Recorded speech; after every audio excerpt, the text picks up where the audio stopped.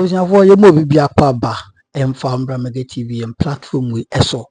Ahanum your number one authentic platform Mega TV. Na busia for yen na yenim ensema e fly e ukrum what ya see. Utie mu a ensema e koso e ukrum ni na ne se.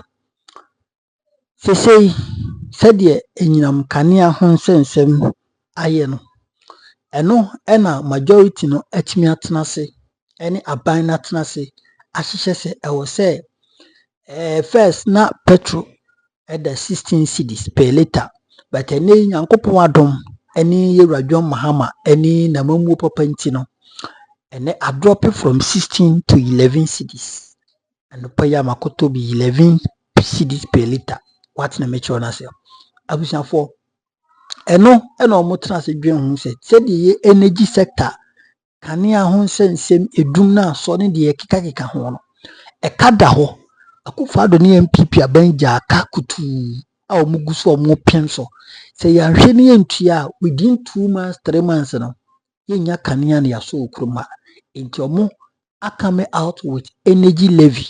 That is 1 Ghana cedi auto petrol na yatew.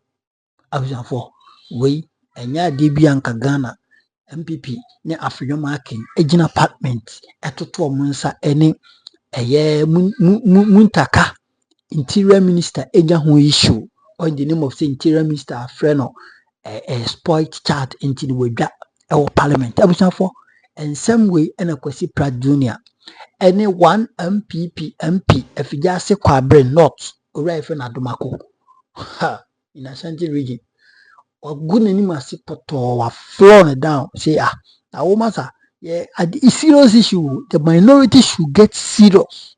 They should be getting serious by now. Yenti say ni bi e Metro TV Ghana meso so document betum na wa like you de na wa share na foforo enye bia ahwe hanom your number one authentic platform. About this once and for all, how do we deal with this?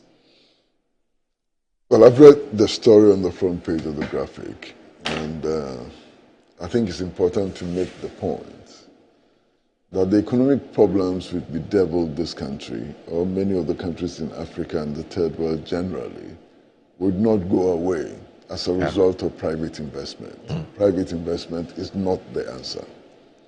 Private investment may be useful in some sectors of the national economy, but it's not the driving force for resolving the problems which confront us. So that's the first major principle that I like to state.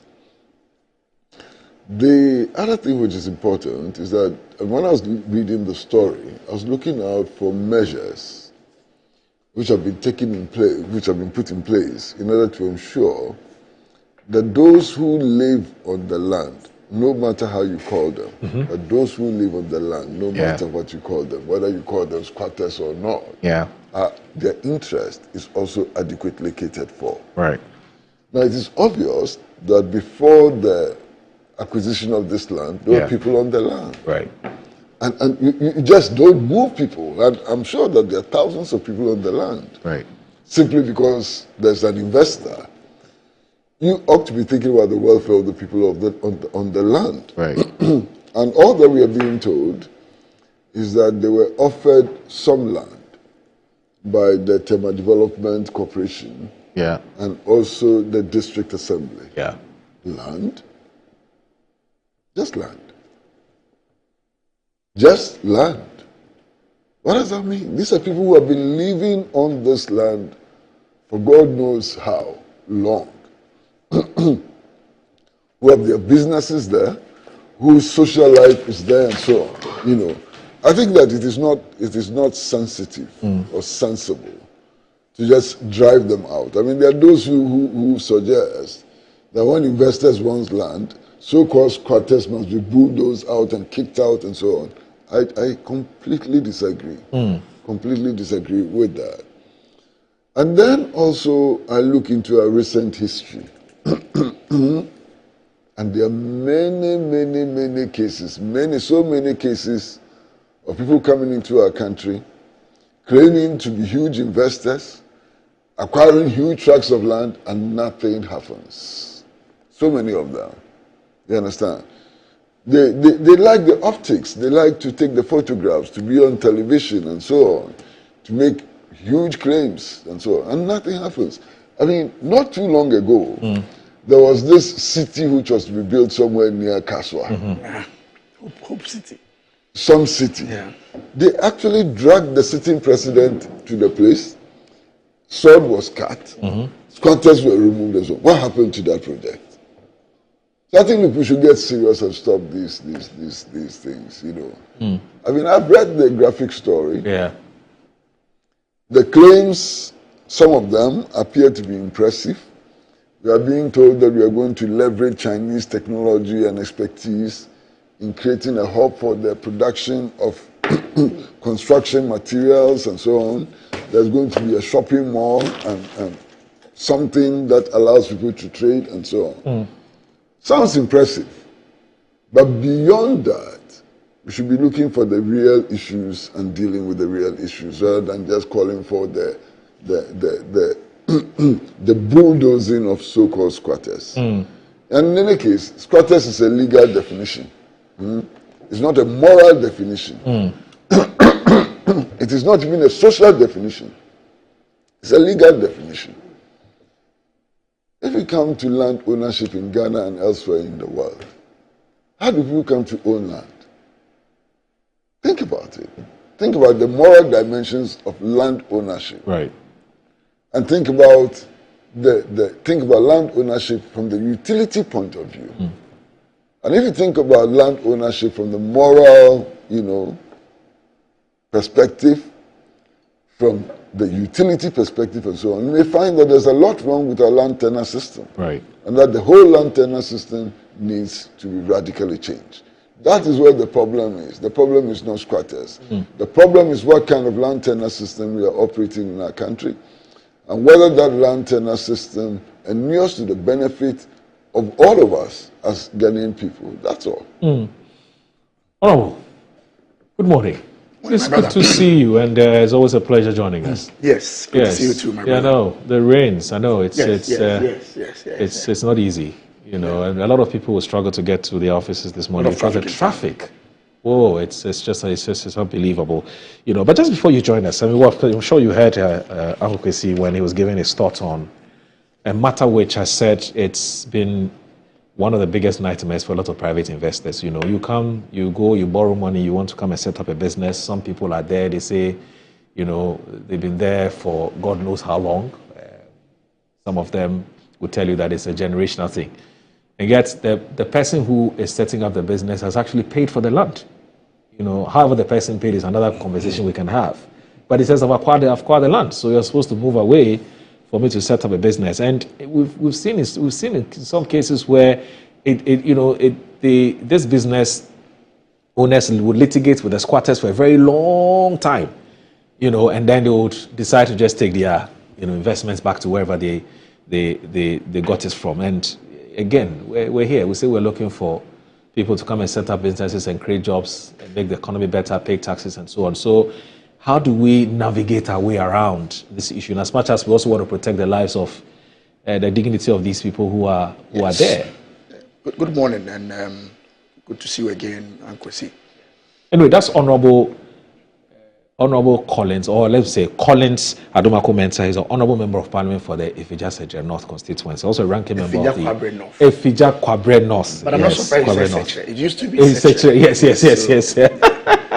Yeah, so Efija Kwabre North, yes, also a ranking member of the I always, whenever I read such stories, I don't know why, Uncle Kwesi, we always go to blame the squatters. Okay. For the want of a better word. All the time, we blame the squatters. Something interesting happened just last week. Okay. When the regional minister went to the Ramsey side. Yes. The one at Telashibi. Thank you. Yeah. The indigents, the people you call squatters. Yes. They kept pointing fingers at one gentleman who works with the TDC. TDC. Yes, true. He says, Nasa Ubeji is Kadibia. Yeah. Live television. They have been paying rent. Yeah. The same TDC guys and all those big guys that you're referring to, when they sell this land to the businessmen, they know that these people, they're squatters. It's because they are vulnerable. So it's easy for everybody to blame them. Yeah. These are Ghanaians. We are not condoning illegality. But when you are in authority and you have a responsibility to protect a certain land, and you allow a group of Ghanaians to come settle on the land for 50 years, 20 years, you've been going there to collect your so-called rent. Then suddenly, as I'm going to say, a private individual from China, from somewhere, comes, wherever, give you some dollars, and then now you bring your thinking cap right to say that the law says don't be here. When after all these years, you've been charging the guys. You've been sleeping on the job. Absolutely. It is easy to blame the squatters, but we leave the people who are supposed to ensure that that land is left fallow for a certain purpose. In every district, there are town country planning officers, there are engineers, we pay everybody in Ghana. It's somebody's job to ensure that these people who are selling here do not sell here. When you leave them to sell there for a long time, that becomes their livelihood. When you want to move them, it's either you provide an alternative for them.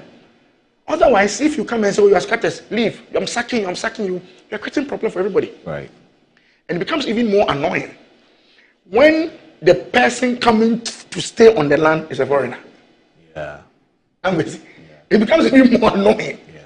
When you come, you bulldoze them off, and then the next thing they see some Chinese person, they see another person coming to occupy the same land that you said you cannot be there. So let's be broad in our discussion. We don't want people to settle where they are not supposed to settle. That's not what we are saying. But those in authority who are supposed to ensure the people settling there are not supposed to settle there should ensure that they don't go there in the first place. Yeah. In order not for us to get to a point where we have to be confrontational, then there's a problem. Because these are Ghanaians. But what does this mean for... Look, it's a systemic problem. Yes. And I will be the last person to disagree with everything you've said. Yes. What it means is that it's a failure on our part to point deal I'm with making. the problem. But it's easy for you to blame the young girl. How do we... But first of all, I think that it's important to define the problem. Yes. What is the problem? Yes. What is the problem we are trying to resolve? One of the major problems is that we don't appear to have a land use policy. True. And linked with that is the fact that, look, all of us travel quite a bit. Yeah. And these days when you travel, as you descend from the skies, you see that in many cities, the lands around the cities are used for agriculture, what they've come to call the peri-urban agriculture. When you have land in Akutuka, what do you see? You understand? So what kind of cities do we want to build? What kind of cities do we want to build and so on? Yeah. That's an important part of the question. Then there are questions about environmental degradation and so on. I mean, Ramsar sites are being built upon, lakes are being filled. Lakes which should be holding areas for water, during rain and so on, are being filled for housing construction and so on. Yeah. And then there's the question of land ownership itself. Who should own land? Yes. And when the Chinese Revolution occurred, the slogan for land use was land to the tillers. So it didn't matter whether your great-grandfather was a buccaneer, who raided others and drove them off their lands, and therefore you own land. It didn't matter. Yes, that's immaterial. It's immaterial. Yes. It didn't matter whether your great-grandfather or your ancestors actually stole lands and legitimatized it through colonial edicts and so on. It didn't matter. You see, Master, let me tell you my own story. And it will give you a very interesting idea about land ownership in this country. I come from Apam. You see, the castle which was built in Apam is on a hill. My great-grandfather was a carpenter and assisted in building the castle. Okay. Do you know his reward? They told him to stand on top of the hill and throw a stone. And wherever the stone landed, all that land was given to him by the colonialists. Oh, I see. That is how come we owe so much land in Apam. Okay. You understand? And you think this is legitimate? You think this ownership, this kind of ownership of land is legitimate? You think it makes sense? It is something that we should send soldiers and policemen to go and fight to protect? It doesn't make sense today. So we need to have a policy on land ownership which sees land as something productive, something that we use, we exploit in order to fight poverty, in order to fight illiteracy, to fight disease, and so on. That's the context within which we have to see land. We have to see land as a means of production, of agricultural development, and so on. If we don't see land in that context, and we see land simply through the laws of inheritance which don't make sense, we'll always have problems with land. You understand? So we need to review the entire land tenure system in our country. The problem with land is not about one single investor who may be speaking the truth or may be lying to us as others have lied to us in the past. It's about how do we use our land to maximize our advantage. How do we use our land to make sure that we produce medicines, we produce food, we create jobs, we provide livelihoods to the needy, and so on. That's the challenge with land. So what do I do, Collins, as a private businessman who wants to come and do business in Ghana? You have these problems, you have these systemic and structural problems. You have not been able to deal with them. Okay, I'm not interested in who has shirked their responsibility or who has not. My only problem is that I need a land to set up a business. So what do I do? Well, I think that is a difficult question for me to answer. Because every investor will want to feel comfortable with his investment. I'm knowing very well that when I go to start my construction, I'm not going to get any group of people heckling me here and there. Everybody needs peace of mind. It's a collective effort. My point is that I don't want us to focus on the squatters, as we call them. Because really, they have to leave. They have to find a way to leave. So your point is that the squatters are the symptom of a bigger problem. They are not the problem themselves. A bigger problem. Do you think if government had built houses all over the place? Social houses. Social houses. Do you think they will be at the Odona area too? Except that we classify $150,000 houses as social houses. Can you imagine? They will not be at Odona. They will not be at Odona. So if at a point in time you want to now change the status quo, you have to do it in a more humane manner and not to just move in and say, I'm sacking all of you. In this case, for instance, we're told that even when they were told that there was an alternative arrangement for them, they said, no, they want to be there. Which alternative arrangement? Somewhere in Ashima. Their land is your alternative. Is that alternative arrangement? Well, let's move on. But you see, sometimes when we discuss these matters, we forget that there are models which have been used in the past which worked. Okay. The development of the industrial and port city of Tema by Osajifo Dr. Kwame Nkrumah is a model which can be copied. They didn't move bulldozers there to go and sack people and break their houses on. That's not what happened. What happened? They built Community One. They built a new settlement with every facility. Okay. Electricity, water, decent places of convenience, and so on.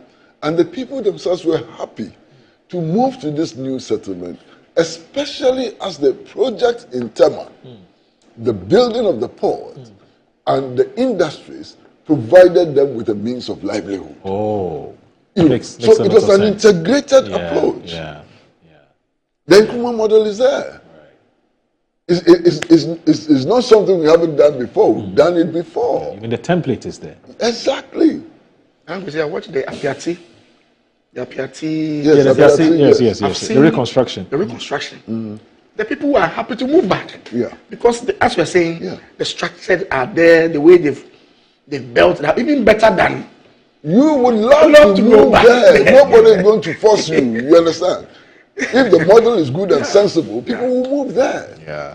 But you don't just wake up one morning, and we have so much disrespect for the downtrodden in our society. Yeah, they are squatters. They don't matter. They may not be able to employ lawyers and engage in lengthy litigation and so on. So get the soldiers. Yeah. Let them pick their AK-47. Get a few bulldozers. You go there and you raise everything to the ground. And you don't care about what is going to happen to the 2-month-old baby living there in the squatter camp. And you don't care about what is going to happen to the nursing mother living in the squatter camp and so on. Look, those of us who somehow... That's the Apiati, how do you call it, facility.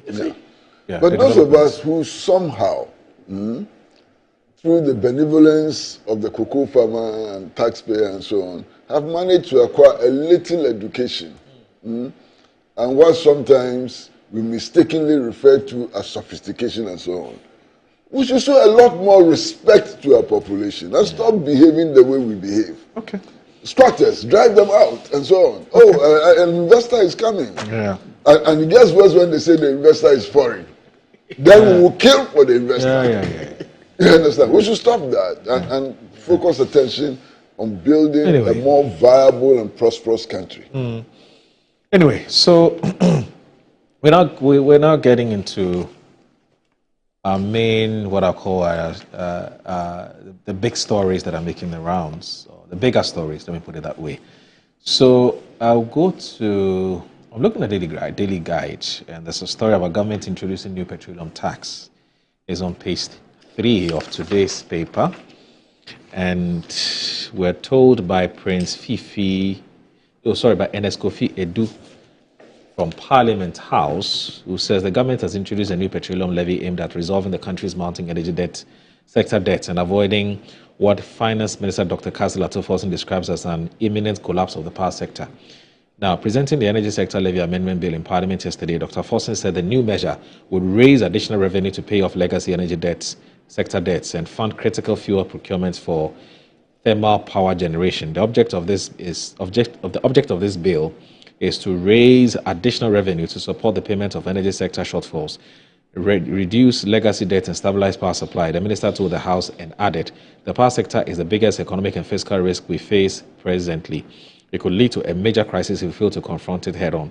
The finance minister revealed that the country's energy sector debt stood at $3.1 billion as of March 2025. Oh, that's a lot. That's almost 45 billion cedis. Anyway, and it says that the finance minister revealed that the country's energy sector debt stood at $3.1 billion as of March 2025. This figure includes amounts owed to independent power producers, fuel suppliers, and state-owned enterprises due to non-payment of bills.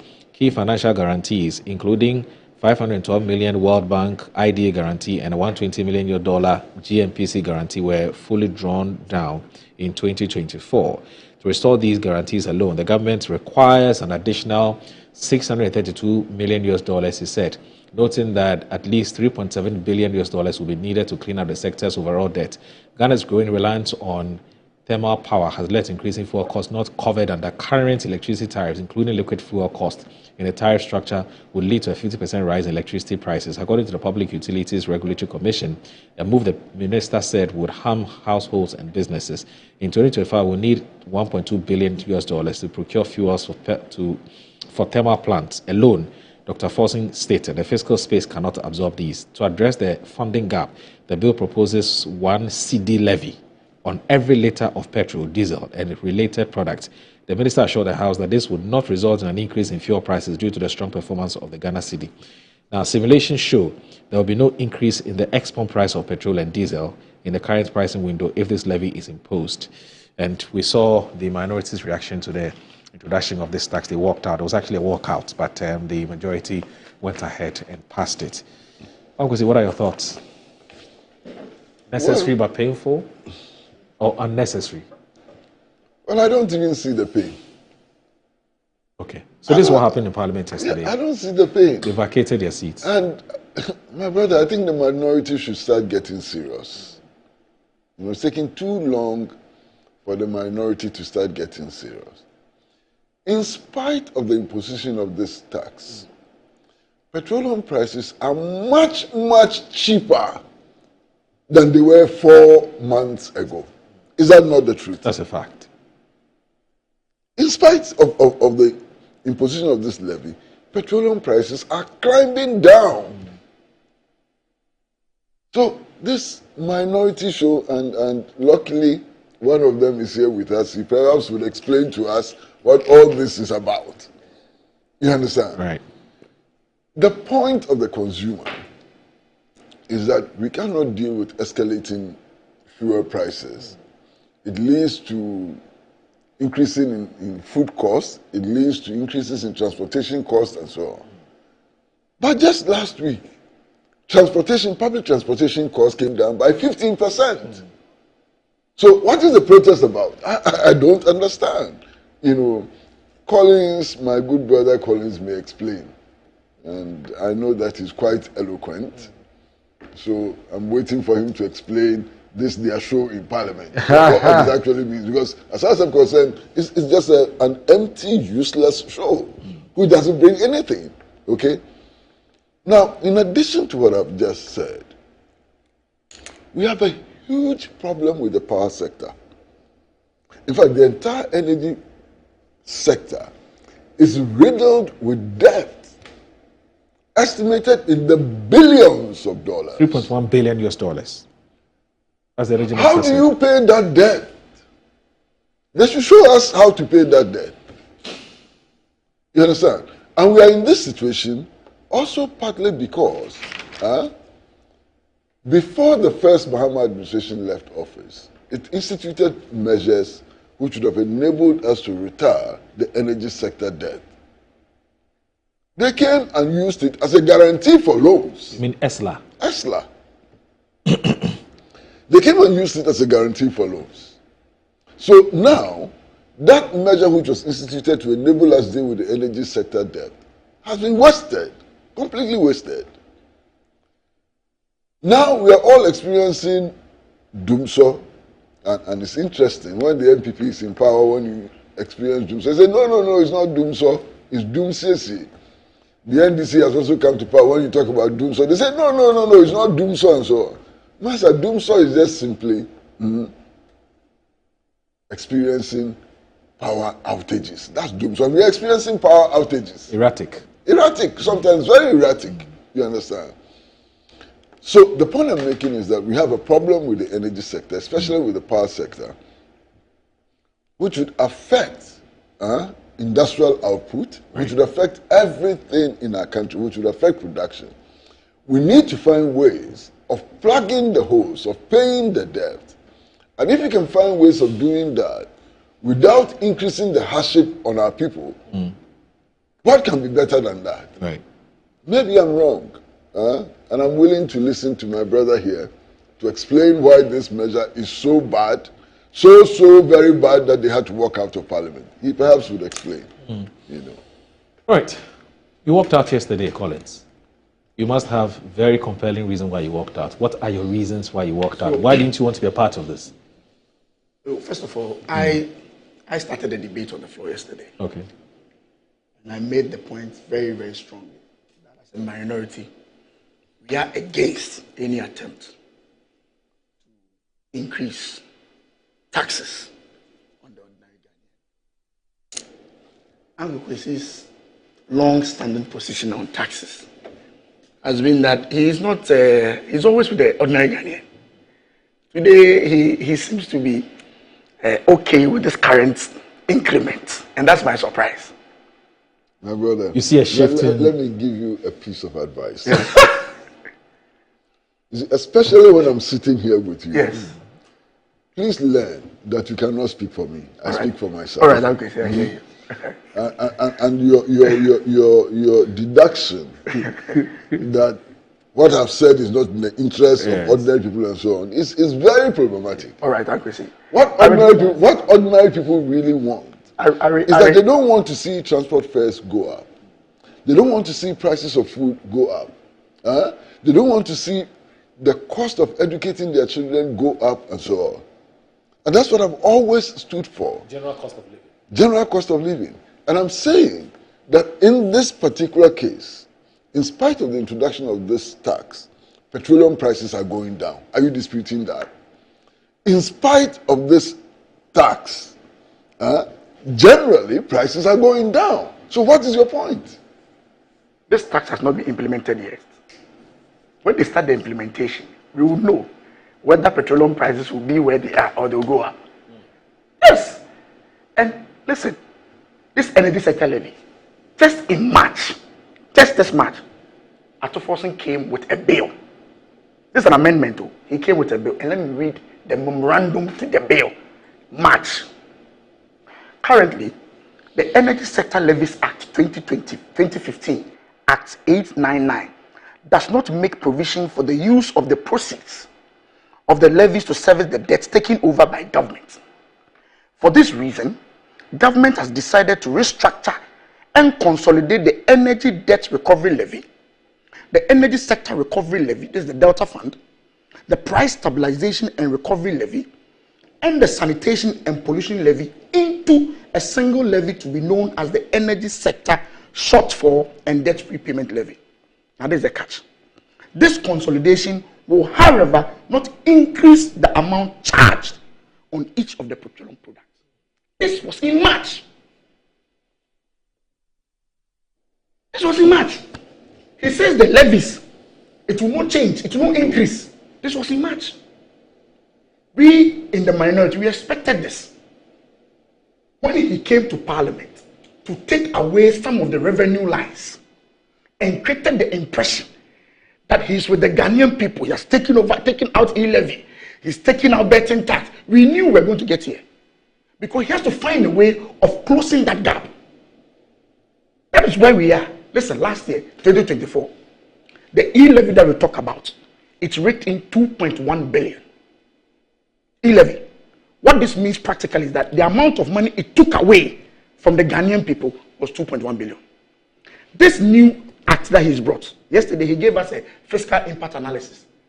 He's projecting to get 5.7 billion. 5.4 billion, which is double the price, double the amount. Not 5.4? I'm saying you can even use 5. Or use 4. No, it's a 5.7. I have it here. I have the fiscal impact analysis on my phone, which is double the amount. And the reason why I'm saying it's 5.4 because we consume 450. No, he gave us the figure. Oh, that's his figure. He gave us the figure. I don't know how I I have the fiscal impact analysis on my phone. I've been doing my own, But anyway, that's fine. He intends to get 5.7 billion. Okay. Which is twice more than the e-levy.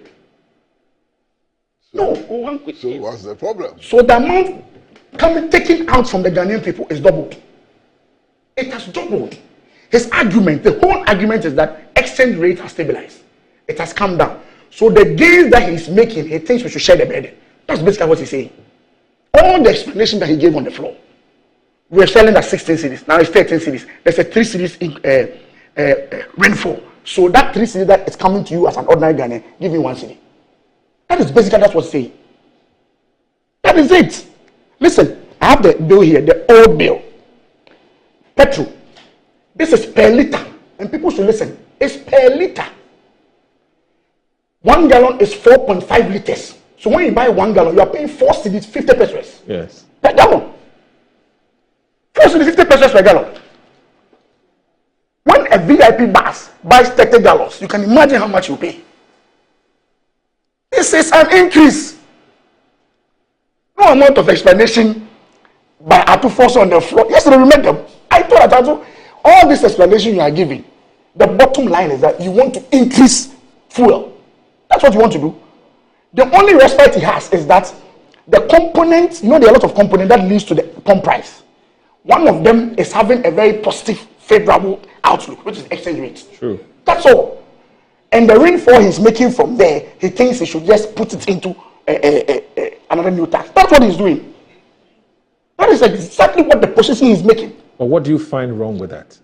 Oh, so now you don't find it. I want to know what you find wrong. It's not strange, Kwesi. It is not strange. Let me explain why it is very strange. It is not, Kwesi. It is interesting that very strange. It is interesting that now you don't find anything strange. No, I'm not asking you. It's an increase in. No, I'm asking you. No, you just explained. No, Collins, don't get one component of it. Yes. One component. What you are doing is that one component is making a good shortfall, good windfall. Yes. So let me take part of it and push it. Oh, I see. Honorable. You are robbing people to pay for. I beg you. That is what you are saying. Honorable.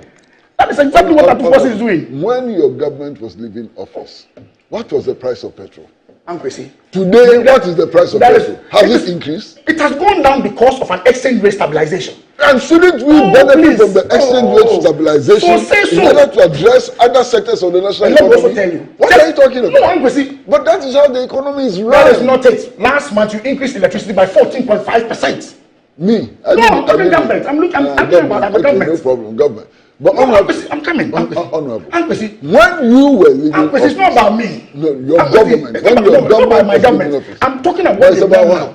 Hold on. I am saying that, Honorable. Very simple. No. Don't let us get into this highfalutin things and so on. No, I have to explain that. Question. Yes.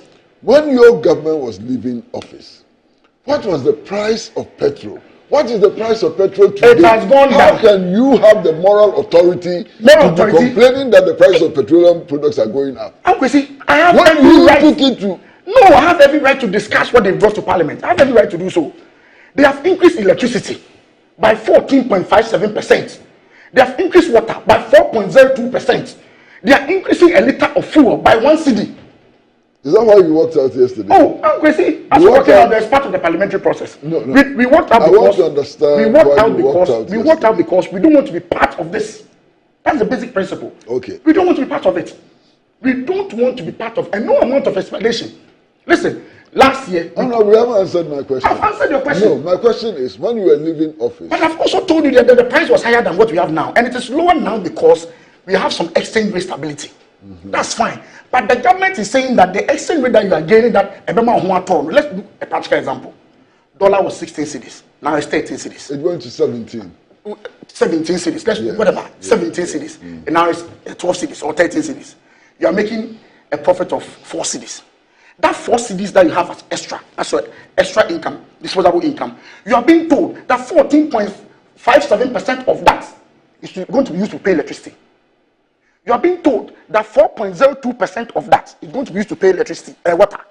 You are now also being told that 1 cedi of that is going to be used to pay for electricity, fuel. And you think we shouldn't complain about this? Honorable, I have a second question. Honorable, I have a second question for you. Can I ask my second question? Why not? Yes. At the time you were leaving office, the power sector alone was indebted to the tune of almost $4 billion. How do you propose that the incoming administration pays for that debt you left behind? Power sector debt of close to $4 billion. How do you propose that? It's a very good question. When the minister came to Parliament, even proud to, and last time I was telling you about John's appearance here, nobody should tell us they didn't know what the problem was before they entered government. They were clear in their mind. They knew what the problem was. Atu came to Parliament to read the budget. What impression did he give us? What impression did he give us? He says he's taking off taxes and that there are more innovative ways to rake in money. That's what Atu said. We're here in Parliament. We check 11, we check betting taxes, The total amount we got from those places, what he's done now, is double. He has robbed Peter to pay Paul. He has taken e-levy out, brought another e-levy. That's what he's done. We haven't answered my question. That's what he's done. Oh no, you haven't answered my question. Kwesi, I just want to focus on my point. I'll answer your question. You're asking about ways to do it. Is that not it? Yes. Show me how else the problem can be solved. Show me. It's not. I'm not on the line. I'm not in government. They are in government. They should be magnanimous enough. Do you have a responsibility, even outside government, to be reasonable? We have a responsibility to be practical. We are being reasonable. When we are criticizing a certain policy measure, You should have an alternative, a better alternative. See, show me your better alternative. You are being reasonable. Show me how reasonable you are being when there's a debt of close to $4 billion hanging on our necks. That debt was there since January when they came to power. That debt was there when he came to Parliament to read his budget. He did not make any provision. Now he is seeing that all the populist thing that he was talking about, any tax with you, any tax with you, is not sustainable. He is back to charge the same tax and even more. That's the point you are making. Already you are taking 14.something% on electricity, 4.something on water. Now you are charging per liter. A liter. You watch when they start this implementation of this. You watch. What? Honorable, how do we prevent a total shutdown of the power sector of the national economy as a result of rising debt? How do we do that? Show me. Show us. Everybody is watching. You are very articulate young parliamentarian. You are. Show us how to deal with that problem. But he's just told you that he's not been voted for to solve problems. There are people who have been voting for to solve the problems, so they should deal with the problems. That's what he said. Master, that's what he said. That's not what he said. No. Because he said somebody has been voted for. I beg you. If that is what he said. Yes. And I'm a Collins. Master, if you insist that that is what he said, you portray him as an irresponsible parliamentarian. Yes, that's what we'll be doing. And I think it's unfair to him. I don't think that he is irresponsible. I think he's a very responsible person. Yesterday. The duty of the parliamentarian is not just to go into parliament and kick against everything. The parliamentarian has a duty to make suggestions for improving the conditions of life of the Ghanaian people, to make suggestions which will remove hardship, which would make sure that the power sector runs and so on. And I want to believe that that is the role they are playing in Parliament. I want to believe that my brother here is a responsible member of Parliament and that his title, Honourable, is earned. I want to believe that. You understand? And that is why I'm posing the question. You know that I'm come. You know. And that is why I'm posing the question. All that you have said, how does that take away the huge debt of close to $4 billion that the power sector is carrying? I'm Kwesi. All that you have said. I'm coming. Just hold on. All that you have said. Compare petroleum prices 4 months ago till now and see whether the suffering of people has been alleviated or not alleviated. This has not been implemented. This has not been implemented though. It will not take petroleum prices to your level, to the level you left. It's not about my level. Do the calculation. The Ghanaian people decided that my level was bad. So he has taken me out of government. Yeah. The guy who was coming in said that when I come in, I will have innovative ways of not reaching your level. I'm saying that this measure will not reach your level. No, he said he has. Will it reach your level? No, he said he has innovative ways to change the fortunes. Do you think if NDC during their campaign had said, when I come, I'm going to increase taxes to take care of the debt, do you think they would have won the election? Do you think they would have won the election if they had told us that when I come, one of the ways to deal with the energy sector debt is for me to increase the levies? But Collins, you are being so unfair. No, I'm not unfair. Now let me explain I'm why not being unfair. Now let me explain why I'm not being unfair because you are putting me on the spot. Can I explain why I'm saying that I'm not the one in charge. Can I explain why the people in charge created a certain impression. Because you just heard him. Yes, created a certain impression. Hold on. That when they come, don't expect him to give you when they come, and I'll tell you my solution. I want to protect my brother. Yes, but I'll tell that's why I'm not giving him hard punches. Yes. I'll tell you my solution. But listen. Why you are being very unfair? In the last elections, one of the campaign messages of President Mahama and the NDC was simply that they introduced a levy in order to deal with the energy sector debt. And that if that levy had been used for purpose, the energy sector would not have accumulated such huge debt. Is that true or not? True. So how can you sit here and say that they didn't tell us that the introduction of a levy to deal with the energy sector debt was on the cards? They told us that that was their solution. That their solution was ESLA, didn't they? Yes. So are you not being very unfair? No, their solution. They are being extremely unfair. Their solution was not to increase. If Atto wanted to increase, when he brought this bill, why do you reduce everything to Atto? He's the finance minister. He brought this bill to Parliament, and I'm saying that this bill is just an amendment. He brought the bill in March. And in March, this is what he told us in his memorandum. That is not going to increase. I wish somebody else were on the panel today, advancing the kind of arguments you're advancing. Because with you, I'm constrained.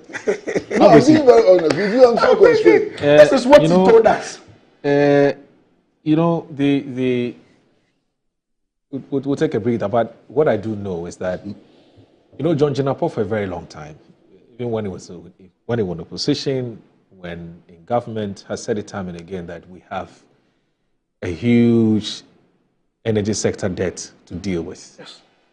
But he always says, and I want to put him on record, which is that we all have to find a way to pay for that debt, because we obviously don't expect either the president or the vice president or a minister or anybody to pay. It's going to be all of us. Now, the issue raised about what appears to be either an afterthought or what appears to be a bit of a shift in position, which was that we don't necessarily introduce any new taxes or new levies to deal with the problem, and that there are innovative and creative ways of going about things. And this is a legitimate concern you raised. But it doesn't take away the philosophy undergirding what has happened. The philosophy has always been that we have to we have to tax our way out of the problem. And the NDC, as you do know, as a political party, have always resorted to that. And so that's why we have Okay, that's fine. Right? Okay. So somebody can argue that perhaps the party is just being consistent. The taxes. With introducing taxes as a way of dealing with some of these, if that's what these saying, problems. The price of the product you are talking about Yes. is far, far lower than it was when you were exiting office. And it will continue to be lower than the price when you were exiting office. What can you call it? That's just one aspect of the conversation. Show me the other aspect. The other aspect has to do with, like you said, what was said in the past and what is being said today. What was said? It's here. Moro, in the budget. In the budget when we all had to force. Yes, what did he say? For a very long time, we've been suffocated with a lot of taxes and levies. We don't need all some of these taxes. Let's take all of them. In fact, they was prepared to move a motion on the floor of Parliament. Listen. Two of you, please listen. Okay. What he was saying was that his government was going to take measures to reduce the hardship. Yes. As expressed yes. in increased petroleum prices. Yes. As expressed in increased lorry fares. As expressed in increased cost of food and so on. Is that not what he meant? Right. So why are you taking him out of context? As we speak, I insist that the price of petroleum products are much cheaper than they were 4 months ago. Nobody's arguing about that. And they will continue to be much cheaper than they were 4 months ago. Nobody's arguing about so that. Where has the finance minister betrayed the people, or where has the finance minister done something which is against what the he said? gain that he's making with the FX, he's finding a very nice way of taking the money back from the people. That's what he's doing. Okay. All right. The gain that he's making, he's increased electricity and obviously in the budget.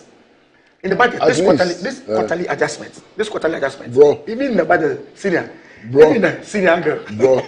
Even in the budget. At least in this case, at the very least in this case, they've made some gains and they are taking some of the gains. At least in this case. In your case, you made no gains and still took. Well, it's a very valid point. That's a very valid. That is so compare the two. They've made some gains. No. You see. But I'm saying that the current situation is better than your time. Yeah, you see, it's going to be more better. At the end of and so you want it to be more better. Let me tell you something.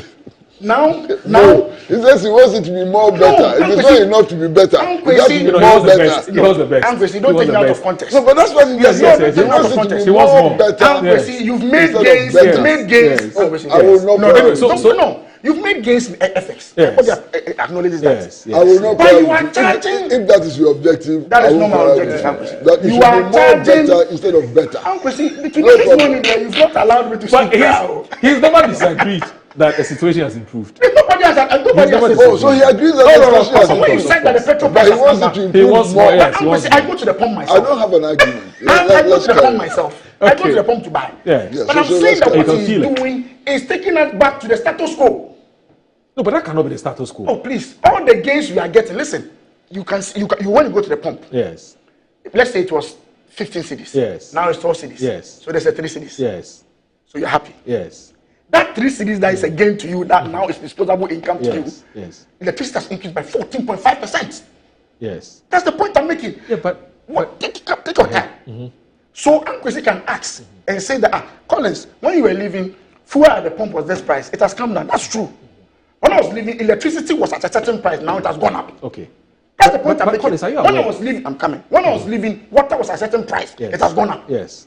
So you are making some gains here and pushing everything onto us. Don't we have the right to make an argument about that? So, Collins, are you aware? And this is a quarterly adjustment. Yes. Collins, are you aware that there's an independent body called the PURC that is supposed to be making quarterly adjustments? You are talking. I'm just making a point. I'm very much aware. Okay. I'm very much aware. Now, when that quarterly, it said adjustment. It didn't say quarterly upward adjustment. That's true. Yes. So they take all kinds of variables into consideration. Yes.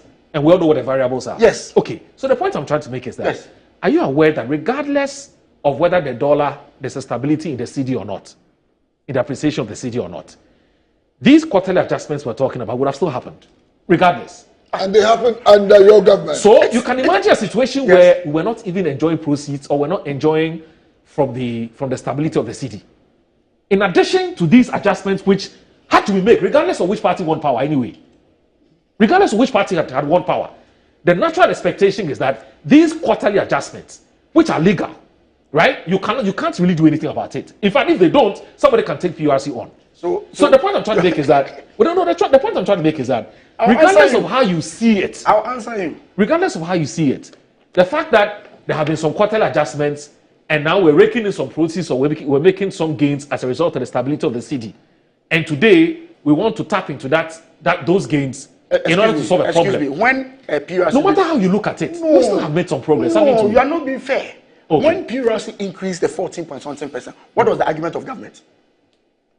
Did they say that it would have happened anyway, or they said because of NPP's IMF negotiations? Okay. That's the point I'm making. Let's be fair to ourselves. Right. The argument they made here on this same platform and other platform was that the 14% is as a result of NPP's ineptitude and the kind of negotiation we did with the IMF. No, it's not the argument you are making. That is what they said. In fact, in the budget, when Atu Forsen, I'm coming, I can read it to you. Yeah. When he was talking about adjustment, you know what he said? We are going to continue the quarterly adjustment as agreed by the previous government and the IMF. That's what he said in the budget. Is that true? Uncle, you see? Is that true? It's not true. The IMF has said that you should continue to do what you do all the time, that adjustment, which will come anyway. Yes. But the argument is that so what is false about what he says? No, what you have just said and what he said. How is that different? No, his narration is that this quarterly adjustment would have happened anyway. Yes. Even if, wouldn't it? Yes, but you see, the argument they made, the NDC, when the increment came, was that but there's no NDC person on this panel. The point he made. No, I'm not. No, I'm not. Well, I'm a journalist. You're the managing editor of the Inside newspaper. Exactly. Yes. You see, the argument, the point I'm making is that you cannot say when there's an increment and Ghanaians are crying that hey, don't blame us. It was because MPP signed a certain agreement with the IMF. That's why there's an increment. Okay. You heard this argument here on this platform. Yeah. It was not because it would have happened anyway. Yeah. That's the point I'm making. Okay, fair point. Thank you. So be fair to me. Let me also take but the most you're not being fair to me. Let me. Even if you were elected, why am I not being fair to you? That increase would have occurred. Why am I not being fair to you? No, I said just be fair. Honorable member of parliament. Honorable member of parliament. Okay, so the point is that even if you were re-elected and you broke the 8, that increase would have occurred anyway. Yes, but you see, it's okay. I'll finish my. You have not finished. I'm busy. Oh, now we can. Unless, of course, the next argument will be quantum. You see, but it's not about quantum. The argument they made. Anyway, so you see, the argument they made. PURC does quarterly adjustment all the time. Yes. All the time. Yes. But why is it that when it happened this year, the argument then changed from PURC would have done it all anyway? Yeah. But even in the budget, official records, they said, oh, the previous government signed an agreement with the IMF. But that's problematic. That's the point I'm making. That's problematic. But did you sign an agreement with the IMF? The IMF point was that you should continue with your quarterly adjustment. The IMF didn't say continue with an upward quarterly adjustment. In order not for you to rack up debt. Don't blame the previous government. Because the point is that. But you signed that agreement with the IMF. Then we splitting heads. No. But what he's saying is that regardless of whatever agreements have been signed by the IMF, there's a PURC Act which mandates them to do a quarterly adjustment. I am more MPP for we no, and I'm with this we at all. Moka is you rajon the money Mahama Ifra Bemu, Okotam Esra no, na power S6. Na it me you see in Nkanian Mabika. MPP for we no war position, said your more position. They lamented, they made a lot of noise in this country. Omokasa P. Nina ne se Oslana Mahama Kofaban. A waste of money. And watch out, do you know something? Bra MPP for we ba baimua na po energy minister. Honoman in the po. A tam Oslani bi. Edbe PM Santi Mamu Kumase, to be precise. Abusafo, enti MPP for we no. Ayana sometimes maybe some who say politics na NDC for you know, is it the same as the MPP for you now? Because these people don't like development when it comes to say national issue. Mo said the Ghana echo moment can occur sanye energy mun sense now no me koto prepaid na me raho because na the kind of tariffs are eguso and how na omo increasing no na yemiya. And then maybe something say no. I did win your Mahama. I am PP4. I'll mujaka. I down and I must add the way echoes. It is all MPP ni na ye kasa same way na sebi obusi binyado. Okase ontiasi. I don't understand. I don't know if Papa Kennedy Japan be catch or say or no or MPP ni but sebi obusi binyado MPP for nkwasiafo. Nkwasiafo party awa join no. A lot of people are excuse my language, Jimmy Bibre. What in a mature I say? Angel Bujan for can't really touch you. A dear Bema or my original and nice so. That's all dear first or dear 16 cities, then they are tear the chronosomana by Levy cities. And I say, said the sector no so baby air coswa.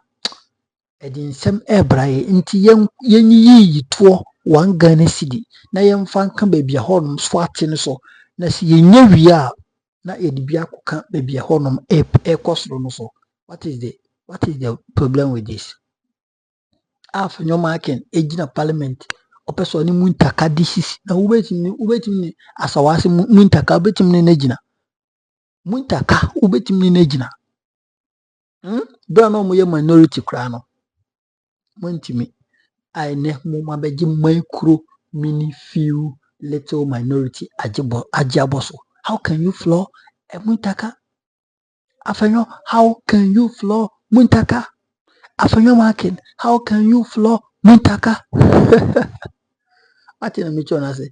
And I didn't say Nipana born soon save the judiciary the muna mokwaye and say ya Andrew baby and say bibia okay obi atini baby amum so crowd as umbesin na ebio because ni guase na mokwaje awosan ko bo police ni a wo hye armed wo hye omo helmet ni kwanse enka hu se police ni hye sa helmet na ogina kono yento yensa because oto nsa na otutu bo timu na so kina otimu dwudwa anyo obi na akunam wankasa but afenyo makin a oye dirty politics onim bebia enema esi ko onim conform time na chinchi no he went ahead opeso trigger nema na omakokase yewradwo mahama ompe demonstration oba so na nsi ya omoye demonstration ti aban no hwede odi police for no ye police ni so born na so no enya kokodro enya abotare e control ni temper e control ni self say no I won't do anything to tarnish the image of this country any aban we any into nya abotare man eno na e was in DC for mo take you on ya I mean on your shoulders na mo twa for your mark na boss na mo prosecute no man say no untimi inform mine embra no enhye wunsem you can't take the law as your own bona fide property ati na metro ase etabusanfo afanyo marking deda wo ye nyina no ayo opposition a omoti asese omunim se hint ai boba 42 years in opposition sese sa na eko unimo ma men kan kirew Kevin Taylor kan ye the stamp position wona so ye kwa free for wona so ye kwa ticket bom for say whoever ye the stamp position the 42 years in the position. I saw red NPP for Akachi and I saw green DC for side, which means NDC they're good to go. They are good to go. After for you are always at the back. You are standing to set traffic light as so go we do now. Green yam by a munyan kwai. Eti ho da yeso ho abobo ho atepoi ho kodana enene ama afinyo maka senkitu ebi o parliament ada doni gisi no peso kase oza akwada yesusa no hu ye ma mitu kwanja ya mekai me chiriba mene no ye ma mitu kwanja ya bi se adekitu ebi na adani usun utimi sun sa na usun so hinhinwo because anye asem na asino na mo ma me na woni wonchen no kwan na wotu agya no ehun sun na wusun MPP for opposition omote no eye hu dede ani sun na mu sun wo parliament na afanyu di ani mu awusun na anye sebi se amuntaka akokasa ye sport child na sport child de na se okana se wonya se we de nya se na mu wa afanyu ma ka oye bidie na meka se okobo police ni aso hwan na hwan na do famra kwan so kuruma because of say we a minority leader we a micro mini few little minority leader ntino utimi te wonsa e the boss security a whole security personnel na sum ewo anye baby as a Jubilee House aden sanjiji so we na President John Mahama e bae o de mamu MPP for mumpe ameka se michiro Frenke kwa say save the judiciary the moon ka John Mahama ni NDC for one tiase na muka se yen tiase mamu Jubilee House yenyisi ya enka bai na mugu so tweso enka omesna ye bio onse ye John Mahama etiase ka se oh mumbra mopokra mumbra memamu mpa mamu aduane breakfast amamu lunch amamu supper mumbra na mometina Jubilee House ni nto sendidi kopinse mamu beto mu yam omokwa no pa edu 7:30 8 no bia yantam obi akọ but NDC for ni police for ye knife knife ye na moye omadwe se mo ba mo nkyiro mo a enka ombe de nka de bi ombesi ombeka se NDC aban etete omo but so mo nfi omo ntino and then you see their life see your life oh alololo hey MPP for alololo chama wontu me wo puwa me see MPP for wo puwa mo bet no position ache you people will be in opposition for a decade since you have decided say monka no kware okurum ha mo munim so man ni koyi munim se nima mo wo afi no makin esansa nya wo na to petrol ntiro hu di ekọ o de sa wo to petrol kwa na wo yire ene wabusiafo omo to petrol omo ko market bi so omo go and ask them say petrol say ni city unti unam so wo hu omo meka se omo signboard no omo project price tag ni e wo so no enti mo hu apipi enti mo hu ana asa enyen kura okroma achepa nsa yeti se petrol yeti so me adia kroma bibi yetu petrol man bibi askata okroma yetu petrol mu a ka ayika skam beto price of goods and services mu beto me see aduane bo be den bibia be den okroma petrol ba kopa yetu mu petrol ba kopa ma yetu e da 12 kra na se de ko 30 na bibia bo be den okroma drivers beto mu lorry fee. What are you talking about? Now idea is free 23. I drop it down the lane. I beto 11. Masa, mo MPP for now. Mo kind of quarrel. Mo majority of you. I just remember parking it in Kwa. Parking it Japan. Dear Masa. Oka so kind of kwa min trim mount. Obio ultimate boy MPP for mochi. Kasi NPP ye party a omo kan kware Kendo Forata accept it. Dr. Muhammad Bomia kan kware o kan kware de kire omo.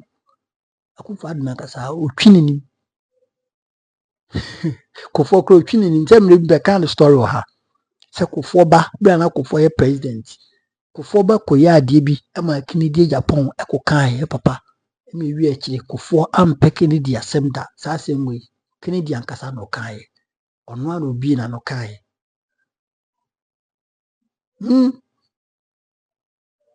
Oya ade bi ama Kennedy kokan ho asem. So wo papa ye president, you can't do that.